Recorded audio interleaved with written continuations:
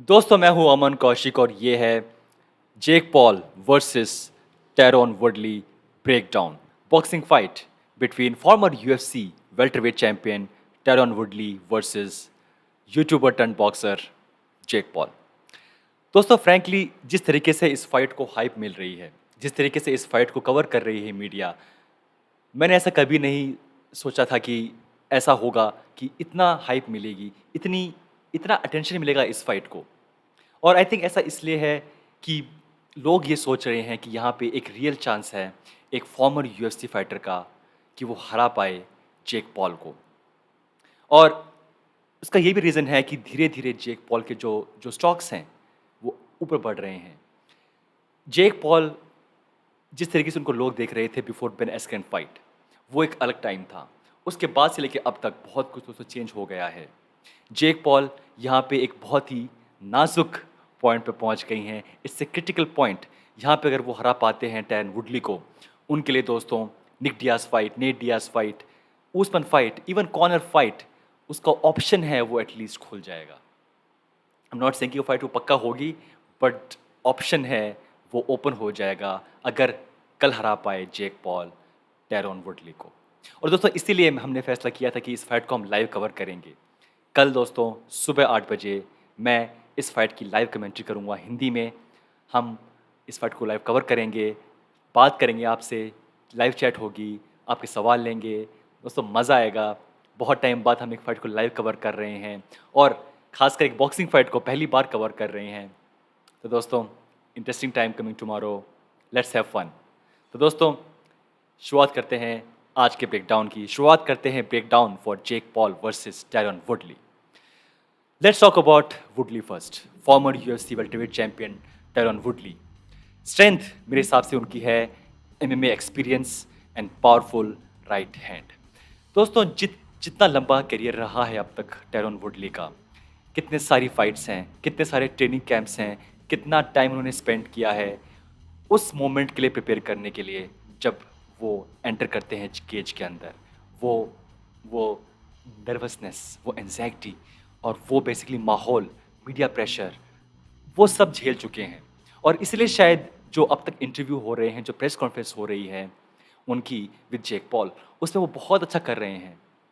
I mean I never thought कि Jake Paul जिस तरीके से कंट्रोल करते हैं सोशल मीडिया को और basically his command on on on his overall personality, I think बहुत मुश्किल होगी वुडली के लिए कि कैसे वो डिफेंड करेंगे अपने आप को in front of cameras.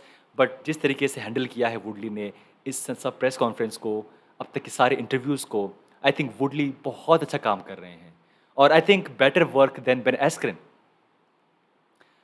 So I think ये जो एक्सपीरियंस है फाइट करना फॉर यूएफसी लंबे टाइम तक, चैंप बनना, बेल्ट डिफेंड करना, आई थिंक वो बहुत उनके काम आ रहा है। कैसे हैंडल करते हैं प्रेशर को, मीडिया को, लोगों को, आई थिंक वो बहुत अच्छा काम कर रहे हैं और ये एक बहुत प्लस है। पावरफुल राइट हैंड, नाउ ये आई थिंक उनका सबसे बड़ा वेपन है। पावरफुल राइट हैंड, वही राइट हैंड जिसने नॉकआउट किया था, बल्कि नॉक डाउन किया था स्टीवन वंडरबॉय थॉमसन को, जिसने नॉकआउट किया था रॉबी लॉलर को। ये दोस्तों कोई डाउट नहीं है इस बात में कि वुडली के पास एक बहुत ही फास्ट और बहुत ही पावरफुल राइट हैंड है और ये उनकी खूबी भी है और उनकी कमी भी। ये उनकी स्ट्रेंथ भी है और उनकी वीकनेस भी। कैसे देखते हैं। सो ये एक इशू रहा है उनके साथ कि वुडली हमेशा वेट करते हैं उस परफेक्ट शॉट का, उस परफेक्ट टाइम का, जब वो अपने आप को कर सके पोजीशन और फेंक सके वो राइट हैंड। और ये एक इशू है क्योंकि वो इतना वेट करते हैं, वो इतना टाइम लगाते हैं उस परफेक्ट शॉट को फेंकने के लिए कि कई बार है वो फाइट पूरी निकल जाती है और जो परफेक्ट राइट हैंड है वो नहीं उनसे मारा जाता। और ये एक इशू रहा है उनकी लास्ट कुछ फाइट्स में जो कि वो हार गए हैं। जब वो आए थे, उनकी लास्ट फाइट हुई थी अगेंस्ट विसेंटे लूके, उस टाइम पे डेफिनेटली वो बहुत ओपनली खेल रहे थे, फ्री होके खेल रहे थे। और यही यहाँ पे एक बहुत बड़ा पॉइंट है, क्या वो बहुत जल्दी खेल पाएंगे फ्री होके या फिर से वो वेट करेंगे उस परफेक्ट राइट शॉट का, उस परफेक्ट राइट हैंड का। क्योंकि एंड मैं हमेशा कहता हूँ कि fighting is always 50-50, 50% mental, 50% physical. But कभी कभी फाइट बन जाती है 80% मेंटल, 20% फिजिकल।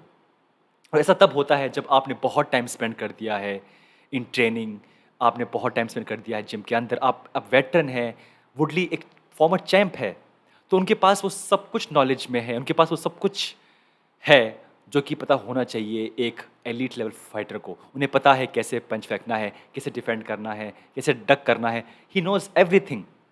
बट क्या वो उसको इम्प्लीमेंट कर सकते हैं फाइट के अंदर, वो इशू है।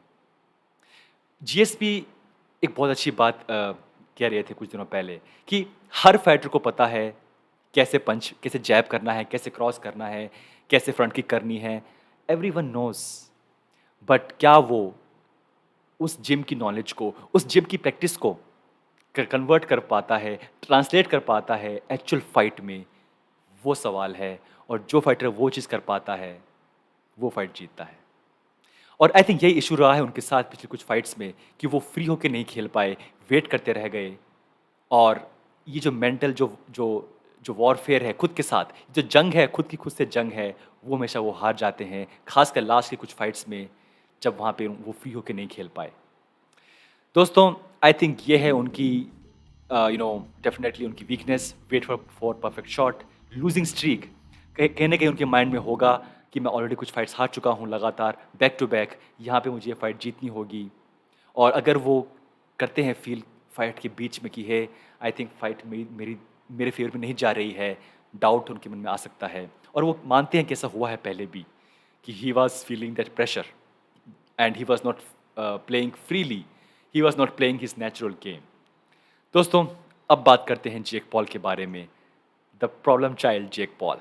सो आई थिंक जो बिगेस्ट स्ट्रेंथ उनकी है वो है boxing specific training. Jake Paul train कर रहे हैं only for boxing for couple of years now, right.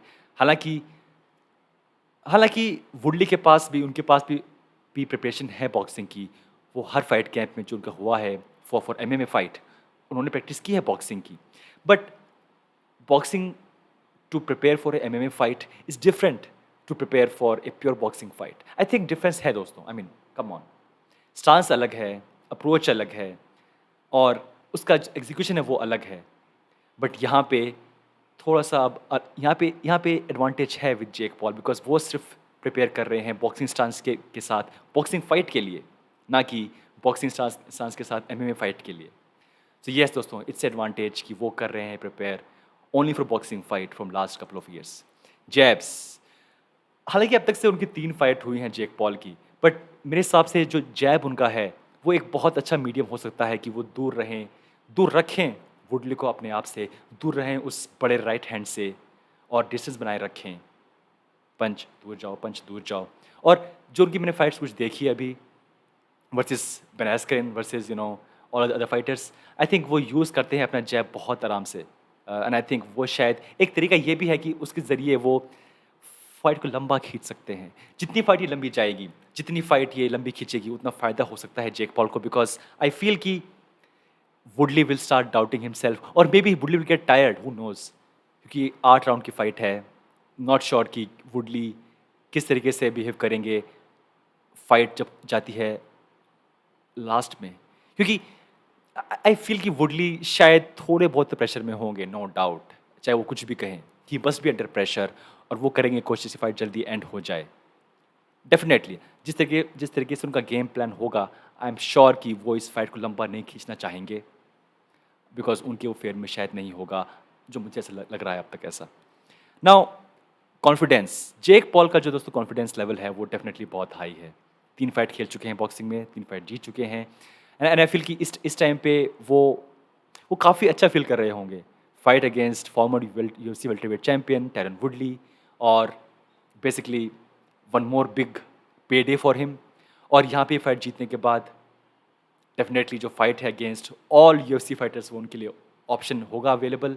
So he is feeling confident. और जो उन्होंने वो बेट लगाई थी, वॉट फॉर दैट टैटू, जो भी हारेगा वो लगाएगा, आई थिंक वो एक साइन है कि यस ही इज़ कॉन्फिडेंट। या तो वो बहुत कॉन्फिडेंट हैं या वो दिखा रहे हैं, बिकॉज डेफिनेटली जिस तरीके से वो एक्ट कर रहे हैं, जिस तरीके से वो बातें कर रहे हैं, looks like he is confident.